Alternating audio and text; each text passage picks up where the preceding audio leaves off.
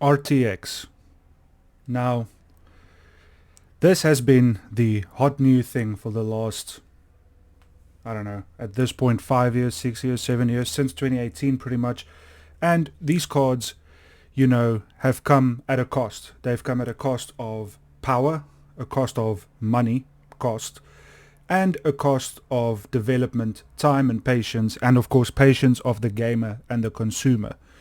But that's the thing about these cards, they aren't just for gamers. They are for AI. They are for DLSS, in terms of gaming, but also in terms of other application, rendering, modeling, and of course, supercomputer sort of workflows with AI. And of course, the electricity needs for those kinds of systems are astronomical.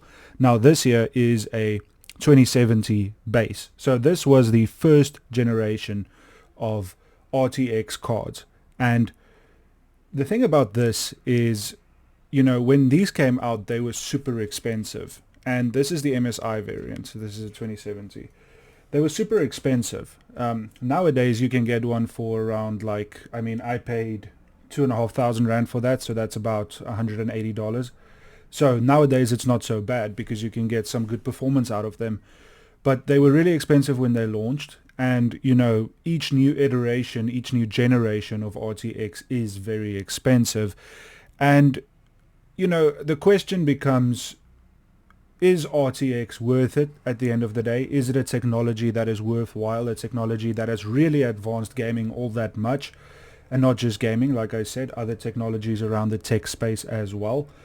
Or is it something that is more gimmicky, something that, like back in the old days, you had new technologies and graphics that came out all the time, ambient occlusion, you had super sampling, you had dynamic scaling, dynamic resolutions, and these things existed long before RTX. You had bloom, you had field of view, you had all of these things that at some point were known as gimmicks, but as time went on, they were developed, they were made better, and they became not only a staple of gaming and of graphical technology, but they became commonplace, they became the norm, really. They became necessary, as opposed to being just normal, they became needed.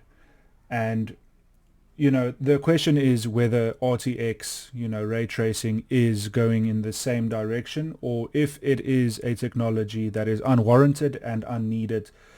And I want to talk about that a little bit today. So here's the thing about ray tracing. For a long while, I didn't like it very much. And because, especially with the the first generation of ray tracing cards, to me, there wasn't that big of a difference visually, when you had ray tracing enabled as to when it wasn't enabled. And it came at a big cost of FPS, of course.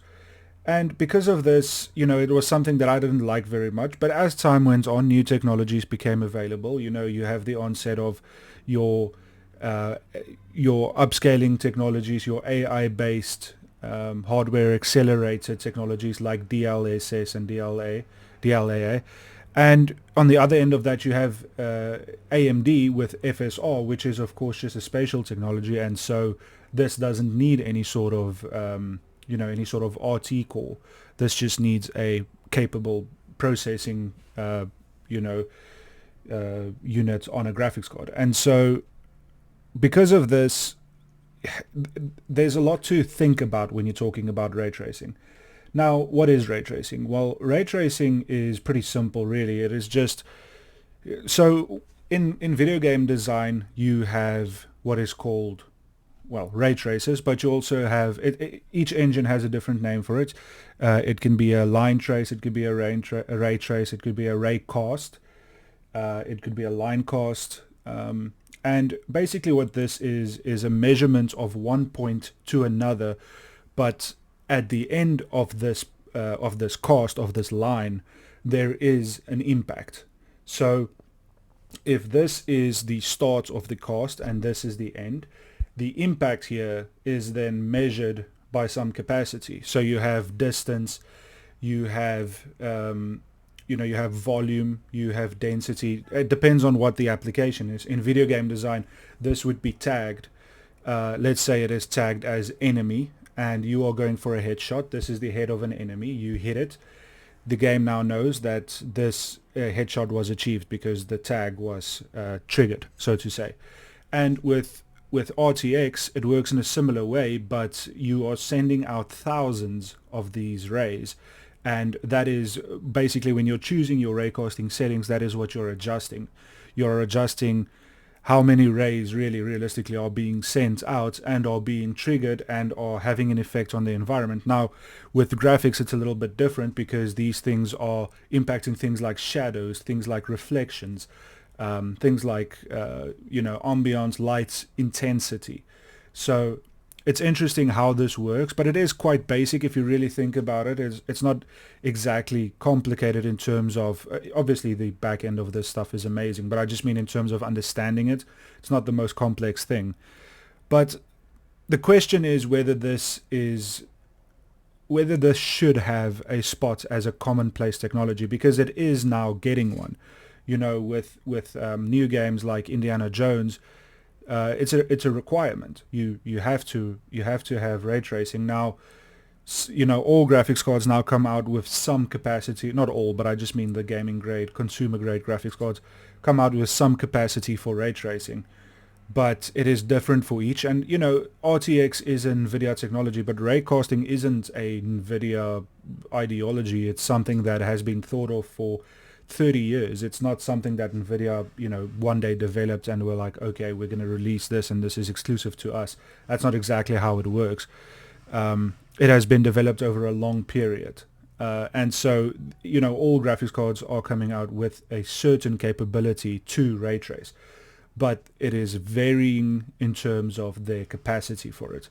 And this now is a consideration when you are buying hardware, because you have to consider if games are going to come out with ray tracing as a requirement, you're going to have to consider NVIDIA, because they are the ones that have the RT cores baked in to their graphics cards. Now, when ray tracing was launched in 2018 at a consumer level in these 20 series cards, those were basically first generation RT cores. And so those cores are, in terms of capability and design, are a little bit lackluster as to what is out today.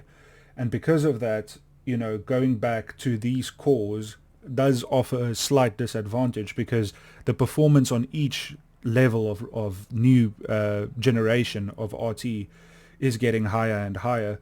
And so I have a 3070 in the computer that's recording this, as opposed to the 2070. And already that's a big jump in performance in terms of DLSS, DLAA, and RTX. But going to 5th generation, it's a massive jump. And so, you have to consider these things when buying graphics cards. So, I'm not really having much of an opinion here. I'm just stating facts. But I guess I'm still undecided about how I feel about ray tracing, because at the end of the day, I see the benefits of the technology. Because I was thinking to myself, it probably takes more power to ray trace, but then I realized, the complementary technologies that come with this, especially your image upscaling and frame generation technology, really helps to get a higher FPS with lower capacity computers, like 3050 computers that are low power draw. So to some extent, there is also a power, a power decreasing capability and improvement in these systems. So yeah, how do you feel about ray tracing? Is it something that you think looks good? Is it something that you think makes a big difference on screen? I think when you're talking about max ray tracing as opposed to no ray tracing, you can definitely see a difference, but it's such a minuscule difference for such a big performance cost that I feel it has a long way to go before it's at a place where it can really be mainstream in terms of just being the standard, so to say. But will it get there? Will it become the norm, the technology that everyone uses, or will it always be sort of like a pipe dream adjacent technology where a big onset of people use it, but not everyone does? So Yeah, what do you think? Do you think that it's something that you are going to adopt long term, or isn't it? Because for me, I mean, I've been using RTX cards for more than 4 years now, but it's I don't enable RT when I game. It's just not something I'm interested in. But I have now started to use the LSS because of the necessity, because of how poorly games are optimized now. So yeah, do you like the way technology is going? For myself, I'm not entirely sure. Thanks for watching, and I hope to see you in the next one. Cheers.